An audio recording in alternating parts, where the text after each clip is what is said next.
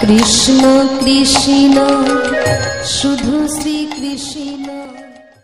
হে ভগবান, তুমি ভক্তের ভক্তি সেদিন আস্বাদন করতে পারবে যেদিন তুমি ভগবানের আসন ত্যাগ করে ভক্ত হয়ে আবির্ভূত হবে। এবার ভগবান বললেন, তাহলে ভক্ত হওয়ার রাস্তাটা কি শিখে নেন। ওই দোকানে স্টিলের থালা ঠেকিয়ে দিয়ে দুটো নকুল দানা দিয়ে সিটিং বাজি ভর্তি করাচ্ছে, এগুলো শেখা ভালো। হে আরে দেখুন কেমন লীলা হচ্ছে। বলে শোনা, ভক্ত হতে গেলে কি করতে হবে? বলে সবাই যে রাস্তা হেঁটে ভক্ত হয়েছে তোমারও সেই রাস্তা হাঁটতে হবে। সেটা কি? সেটা হচ্ছে নিষ্কিঞ্চন বৈষ্ণবের পদধূলি গায়ে মাখতে হবে। বৈষ্ণবের পায়ের ধুলি গায়ে মাখো। জানেন, আমি রাধাপদ ঘোষ 55-56 বছর গান গাইছি। আমার এই 70 বছর বয়স হলো। আমি এক দুদিনের মানুষ নই। তো আগে যখন গান করতাম, যেখানে গানে যেতাম কিংবা গান করতাম, তারা আমাদের পা ধুয়ে নিত, প্রণাম করত, নতুন কাপড় বিছিয়ে দল তুলে নিত, জানেন। আর এখন দুনিয়া উল্টে মালিককে প্রণাম করতে হয়। কেন? আগামী বছর যেন বায়নাটা হয়। ভক্তির ডিফারেন্স হয়ে গেছে। আমরা গান বাজনা করি, গান দিই, গান শুনি, কিন্তু মাথা নত করতে শিখিনি। এটাই বড় দুর্ভাগ্যের বিষয়। মাথা নত না হলে নেতা হওয়া যাবে না। নিষ্কিঞ্চন বৈষ্ণবের পদধূলি মাখো। শ্রীকৃষ্ণ বলেছিলেন, আমি রাজসহ যজ্ঞের সভাপতি হব দাদা, কিন্তু আমি একটি কাজ করব। কি কাজ? তোমার এই যজ্ঞে যত সাধুগুরু বৈষ্ণব আসবে, সমস্ত বৈষ্ণবের চরণ ধোয়ার ভাগটা আমি গ্রহণ করব। মহাভারত বৈষ্ণবের চরণ ধুলি রেখেছিলেন। বেশ, শ্রীকৃষ্ণ চিন্তা করছেন, তাহলে পায়ের ধুলি যারা মাখে না, তাদের কৃষ্ণ ভক্তি হবে না। বলে না। তাহলে তাদের উপায় কি? বলে এই যে কীর্তন শুনতে এসে বসে না, এই যে বাবারা মায়েরা বসেছেন, এই জায়গায় বাড়ির মালিককে বলতে হবে মাঝে মাঝে হরি বলে বাতাসা ছিটিয়ে, হরি বল বাতাসা ছিটিয়ে দেয়। দিলে কি হবে? যে পায়ের ধুলি মাখতে চায় না, তার সামনে যদি বাতাসা পড়ে তবে বাতাসা ছাড়বে না। কি হবে? ওই যে বাতাসা মাটিতে পড়লো, বৈষ্ণবের পদধূলি লেগে গেল, ওই অবস্থায় বাতাসা ভিতরে গেল, কৃষ্ণ ভক্তির উদয় হয়ে গেল। দেখেছেন? দেখেছেন মায়েরা? তো ভগবান বললেন, আমার মতো একজন ব্যক্তি পায়ের ধুলি মাখবে, সে ব্যক্তিটা কেমন হওয়া উচিত? সারা দুনিয়া খুঁজেছেন, খুঁজে খুঁজে পেয়ে গেছেন। কাকে? কৃষ্ণ যদি কাঁদে তবে সে কাঁদে, কৃষ্ণ যদি হাসে তবে সে হাসে। কৃষ্ণময় কৃষ্ণ যার ভিতর বাহিরে, যাহা যাহা নেত্র পড়ে তাহা কৃষ্ণ স্ফুরে। এখানে একজন ব্যক্তিকে পেয়ে গেছে। তিনি কে? তিনি হলেন বৃষভানুরাজ নন্দিনী শ্রীমতী রাধা ঠাকুর। রাধার পায়ের ধুলি কৃষ্ণ আষ্টে পৃষ্ঠে গায়ে মেখে নিয়েছে। আর যেই না মাখলো, কালার চেঞ্জ হয়ে গেল। কালো ছিল সাদা হয়ে গেল, একটু বাঁকা ছিল সিধা হয়ে গেল, গোয়ালা ছিল ব্রাহ্মণ হয়ে গেল, মূর্খ ছিল পণ্ডিত হয়ে গেল। কৃষ্ণ ভাবলেন, একটি বৈষ্ণবের পদধূলি মেখে যদি এত পরিবর্তন হয়, তো হাজার বৈষ্ণব পদধূলি বাংলা যদি কি হবে? তো হাজার বৈষ্ণব তো বৃন্দাবনে পাবো না। তাই তো গৌর হয়ে নদিয়ায় যাব, বৈষ্ণবের পদধূলি গায়ে মাখিব।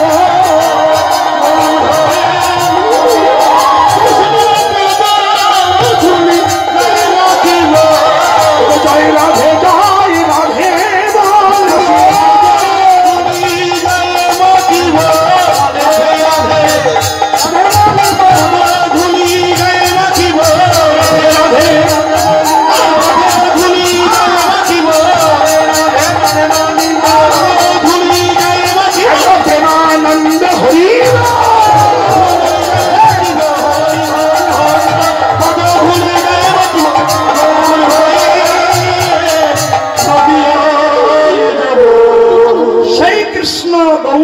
নবদ্বীপে এসেছেন।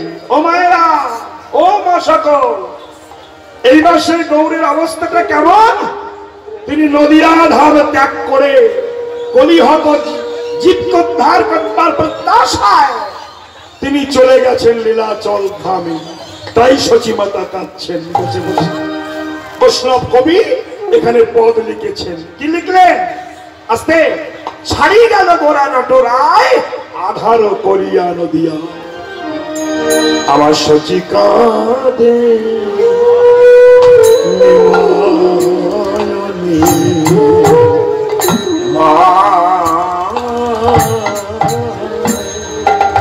সচি কাঁদে সচি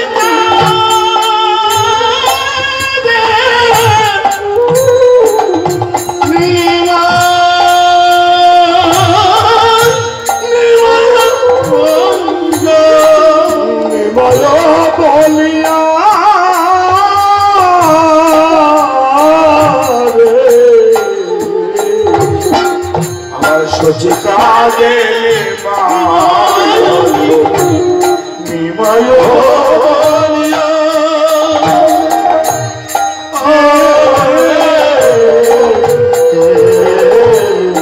আস্তে অবয়ার বিষ্ণু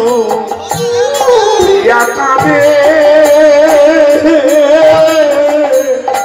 অঙ্গ ছাড়িয়া রে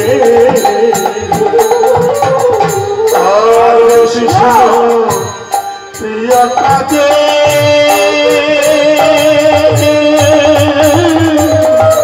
পাগলা চড়িয়া মাইনে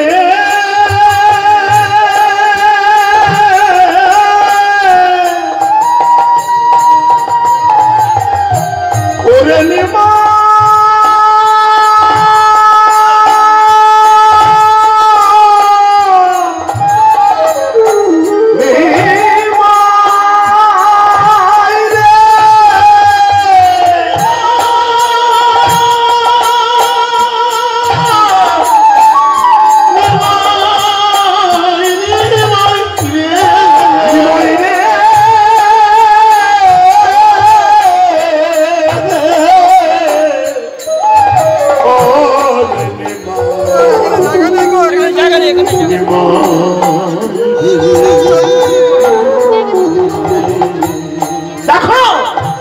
আমার সচি মা কাঁদে গো মা কাঁদে নিমাই বলে সচি মা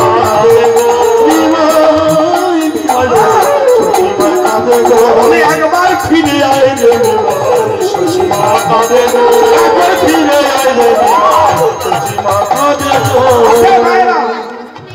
ধীরে ধীরে কথা শুনুন, এই একটা কথা আপনাদের বলি শুনুন। সচিমাতা যত বলে নিমাই প্রতিধ্বনি বলে নাই নাই নাই নাই নাই নাই। এই নাট্য আমার দিকে শুনবে,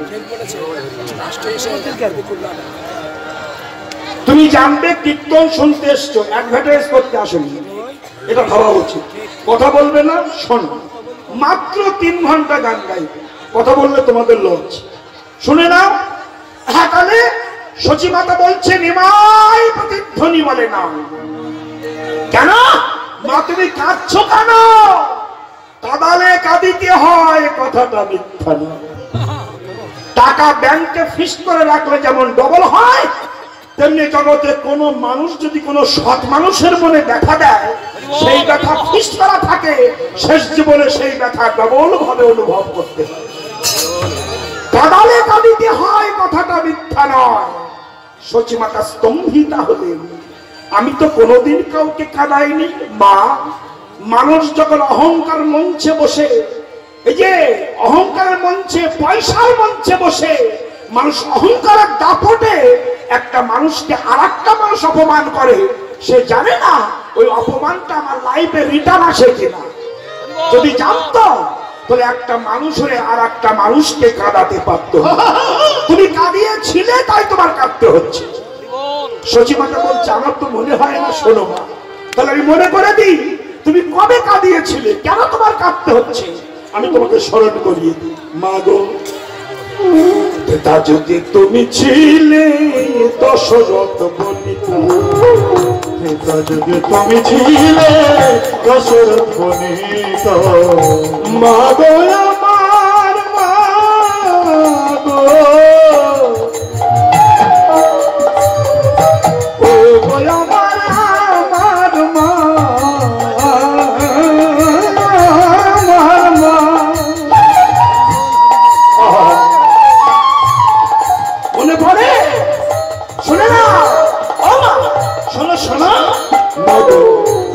যুগে তুমি ছিলে দশরথ বনে, ত্রেতা যুগে তুমি ছিলে দশরথ বনে, কলিকালে গেলে ভুল, কলিকালে গেলে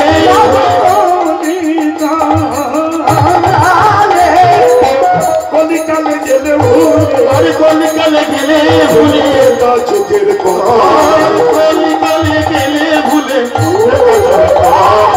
সে কথাকে মনে পড়ে, সে কথাকে মনে পড়ে দশরথকে কাঁদিয়েছিলেন, সেই কথাকে দশরথকে কাঁদিয়েছিলেন।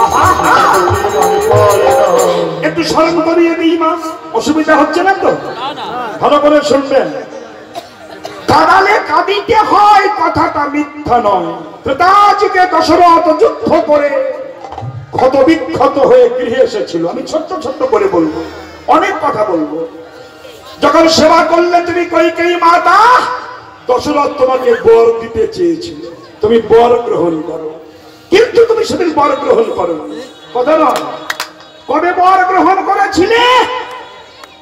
রাম যেদিন রাজা হতে চলেছিল, তুমি কইকেয়ী মাতা নির্জনে বসে মালা গাচ্ছিলে, তোমার পিতার বাড়ির দাসী মন্থরা এসে কুমন্ত্রণা দিয়েছিল, আই কইকেয়ী কিরে মালা গাচ্ছ কেন? আমার রাম রাজা হবে। চাপ, আমার রাম রাজা হবে। শুনে না, রাজা যদি রাম হয়, রাজমাতা হবে কৌশল্যা, তুমি হবে ভিখারিণী। এই কুমন্ত্র বুঝেছেন? সতের শত্রু বেশি, অসতের বন্ধু বেশি। এই কলিকালে ডুমুর চেনেন? ডুমুর চেনেন আপনারা? ডুমুর মানে চেনেন? ডুমুরও চেনেন না? ডুমুর দেখবেন খাবার মানুষ খুব কম খায়, আর কিছু কিছু দেশে আমরা যে দেখি ডুমুর কাছে হয় পচে নষ্ট হয়ে যায়, খাওয়ার লোক নয়। কচু শাক খুব ভিটামিন, কিন্তু খায় না কেউ, খেতে চায় না, কিন্তু এরা কিন্তু সমাজে মঙ্গল করে। ডুমুর কচু শাক সমাজের মঙ্গল করে, কিন্তু দাম কম। কিন্তু ফুলকপি যা খেলে কুষ্টির গ্যাস্ট্রিক হয়, তার দাম বেশি।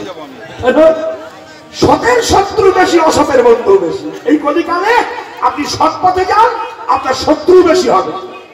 আপনি গলায় মালা দিয়ে, তিলক দিয়ে রাস্তা দিয়ে যান, দেখবেন কত কুকুর ঘেউ ঘেউ ঘেউ ঘেউ করবে। আচ্ছা, এই যে কীর্তন শুনতে আপনারা আসেন, তো আসার সময় দেখবেন পাশের বাড়ির বউরা বলে, ও দিদি কোথায় যাবি হরিনাম শুনতে? দাঁত মুখ সিটকে বলে, এই বয়সে হরিনাম বলে না? বলুন তারা কারা? এরা হচ্ছে জমের এজেন্ট। জমের কি বললাম? এজেন্ট। যেমন সারদা কোম্পানির এজেন্ট ছিল না, টাকা 50 রাখলে 5 লাখ পাবেন। তো কাকা বললো, খোকা যদি কোম্পানি আউট হয়ে যায়, আমি তো আছি, চিন্তা কোথায়? একবার এজেন্টের কথা শুনে বাড়ি গাড়ি বেচে টাকা সব সারদায় টাকা রেখে দিয়েছে। এবার সারদা আউট অফ মার্কেট, খোকা আমার টাকা, বলে কাকা টাকা ফাঁকা হয়েছে। তাহলে এজেন্টের কথা শুনে টাকা রেখে যেমন অনেক টাকা ভিকিরি হয়ে ঘুরে বেড়াচ্ছে, তেমনি জমের এজেন্টের কথা শুনে কেউ যদি হরিনাম শোনা বন্ধ করে, সে তো জমের বাড়ি যাবে, আপনাকে সঙ্গে করে নিয়ে যাবে। এই জন্য সতের শত্রু বেশি, অসতের বন্ধু বেশি। আমি এই জন্য বলি যে হিন্দুর শত্রু কিন্তু মুসলমান নয়, বিধর্মীরা নয়, হিন্দুর শত্রু হিন্দুরা। সত্যি বলছি, আপনি গলায় মালা তিলক দিয়ে রাস্তা দিয়ে হেঁটে যান, কোন মুসলমান আপনাকে উপহাস করবে না। কিন্তু হিন্দুদের মধ্যে কিছু কাল্পিক মাল আছে জানেন, তারা আপনাকে দেখো দেখেছেন? এই মালটা আমাদের হিন্দুদের মধ্যে বেশি। অতএব নিজের ধর্মের সম্মান যে দেয় না, সে পৃথিবীর কারোকে সম্মান দিতে পারে না। তাই মা বলবো, যখন বললো যখন বললো শোনো একটা বিষয় আছে, কইকেয়ী বললো হবো মন্থরা, তাহলে কি হবে উপায়, আমার গতি কি হবে? আচ্ছা তুমি এক কাজ করো, রাজা দশরথের কাছে যাও, তোমাকে যে দুটি বর নেওয়ার কথা ছিল না, ডিউ আছে, বাকি আছে, বর দোকান আছে না। কথা শুনবেন মায়েরা, এইবার কি বর চাইব? প্রথম বর চাইবে ভরত রাজা হবে, রাম হবে না। দ্বিতীয়বার 14 বৎসরের মতো রামকে বনবাসে চলে যেতে হবে। বলুন তো 14 বছরের জন্য চাইলেন কেন? 13 বছর বলতে পারতো, 15 বলতে পারতো, 14 বললো কেন? এর মধ্যে কিছু তত্ত্ব আছে, যাকে আমি সেসব আজ আর বলবো না। এখন যা বলো। কইকেয়ী মাতা ভাবলেন, আমি যদি এই জাতীয় বাক্য প্রয়োগ করি, আমি রামের গর্ভধারিণী মা নই, কিন্তু প্রতিপালিকা তো বটে, আমি বলতে পারবো না। আবার ভাবলেন, যদি না বলি জগৎ তো শিখবে না। হে জগতের জীব, তোমরা আমার হতে শিখে নাও। আমি রাজমাতা হবার প্রলোভনে, ঐশ্বর্যের প্রলোভনে, ইন্দ্রিয় সুখ চরিতার্থতা প্রলোভনে আমি স্বয়ং ভগবানকে পেয়ে যেমন অহংকার মঞ্চে বসে আমি রামকে তাড়িয়ে দিলাম, দিয়ে আমার জনম জনম কাঁদতে হলো। তোমরা আমাকে দেখে শিখে নাও। কিছু টাকা ব্যাংক ব্যালেন্স করে, একটা সরকারি চাকরি করে, একটা পার্টির নেতা হয়ে অহংকার মঞ্চে বসে যেন ভগবানকে কেউ তাড়িয়ে দিও না, দিলে আমার মতো তোমাদেরও জনম জনম কাঁদতে হবে। এই শব্দগুলো বলছেন। কইকেয়ী মাতা দাঁড়িয়েছেন যে দশরথের পাশে সন্নিকটে উপস্থিত হয়েছেন, অবনত মস্তকে মাথাটা নিচু করে বললেন, দশরথ, কইকেয়ী তুমি কিছু চাও? কইকেয়ী বলল, হ্যাঁ স্বামী, সেই বর দেখানো দাও। কি বর বলো? শোনো স্বামী, আজ আর রাম রাজা হবে না, তবে আমার ছেলে ভরত রাজা হবে। স্তম্ভিত হলো দশরথ। কইকেয়ী তুমি বলো কি? আর একটা বলি শোনা, কি? 14 বৎসরের মতো রামকে বনবাসে চলে যেতে হবে। শুনিবা মাত্রই রাজা দশরথ অচৈতন্য হয়ে ভূমিতলে পড়েছে। এখানেও কথাটা প্রযোজ্য, কাঁদালে কাঁদিতে হয়। এখানেও কথাটা খাটে, কাঁদালে কাঁদিতে হয়। দশরথের অপরাধটা কি ছিল বলুন তো? দশরথের অপরাধটা কি বলেছিল? কি সেটা? সেই যে অন্ধমুনির পুত্র সিন্ধুমুনিকে বধ করেছিল না, শব্দভেদী মানে। তখন অন্ধমুনি বলেছিল, দশরথ, অন্ধের হাতের লড়িকে তুমি কেড়ে নিলে,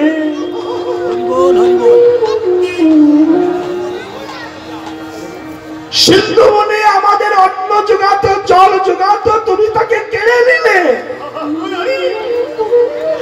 নিয়ে আমার প্রাণ কেড়ে নিয়েছ। আমি কথা দিলাম, আমি যেমন পুত্র হারা হয়ে শোকাতুর হয়ে প্রাণ হারাচ্ছি, আমার মতো তোমাকে একদিন পুত্র হারা হয়ে প্রাণ হারাতে হবে। এই কথাটা ছিল, কার্যফলিত হলো। ব্যাস মায়েরা, দশরথ অচৈতন্য, এদিকে কৌশল্যা মা, ছেলে রাজা হবে তো। তাই আনন্দের সমুদ্রে অবগাহন করতে করতে জ্বালানো প্রদীপটা হাতে নিয়ে মা আবার আসছেন। আস্তে আস্তে সন্তানের যদি কোনো অমঙ্গল হয়, মা সেটা বুঝতে পারে। আস্তে আস্তে ধাক্কা লেগে পড়ে গেলেন, হাতের জ্বালানো প্রদীপটা পড়ে নিভে গেল। মা কৌশল্যা বুঝে নিল আমার রামের কোনো অমঙ্গল হয়েছে। তাই কাঁদতে কাঁদতে যে রামের সন্নিকটে দাঁড়িয়ে দেখছে, ছিন্ন বসন পরিধানে, রাজমুটুক খোলা আছে, রাম কাঙাল হয়ে দাঁড়িয়ে আছে। আপনাদের চরণে আমার একটা নিবেদন আছে, আপনারা কীর্তন শুনবেন না, শুধু এই তত্ত্ব কথাগুলো শুনবেন। শুধু পালা শুনে বাড়ি গেলে হবে না, এর মধ্যে আধ্যাত্মিক অন্তর্নিহিত কিছু কথা আছে।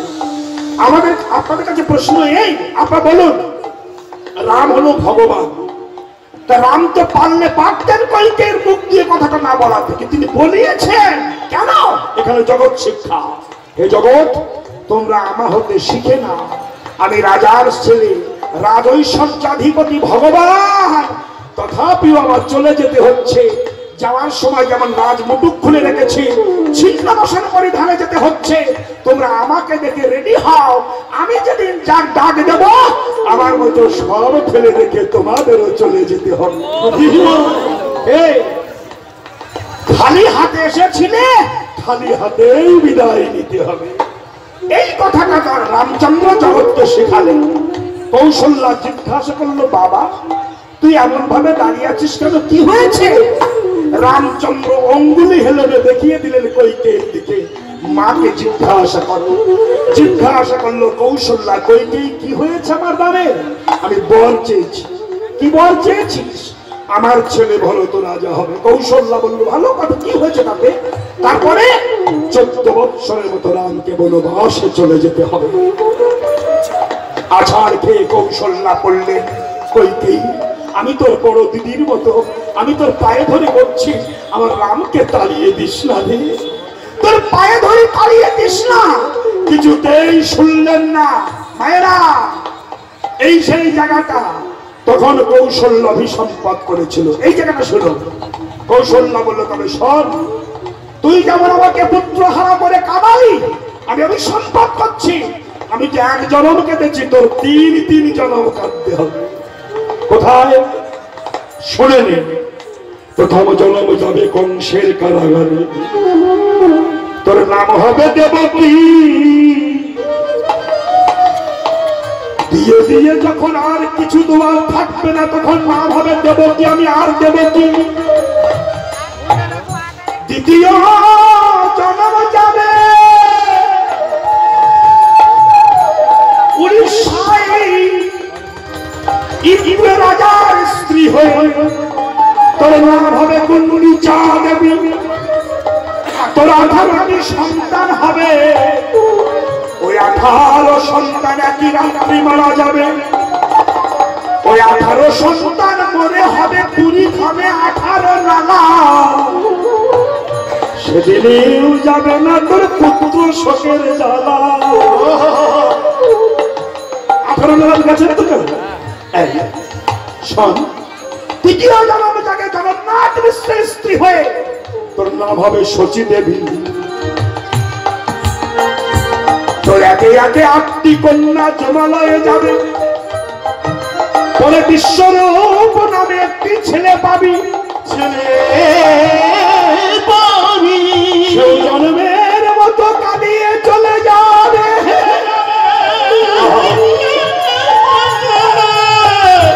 এবার 10ম গর্ভে নিমাই নামে একটি ছেলে পাবি।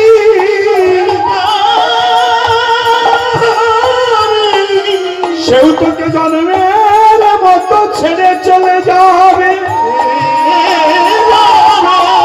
এই অভিসম্পাদ ছিল বলে শশী মাতা কাঁদছেন, চোখের জল ভাসাই শশী মাতা কাঁদে। ওরে নিমাই দাঁড়াবে,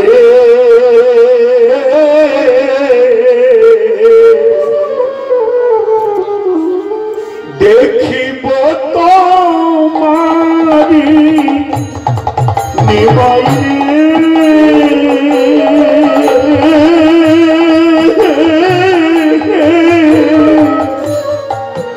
দেখিব পারে নিমাই দাঁড়াবে।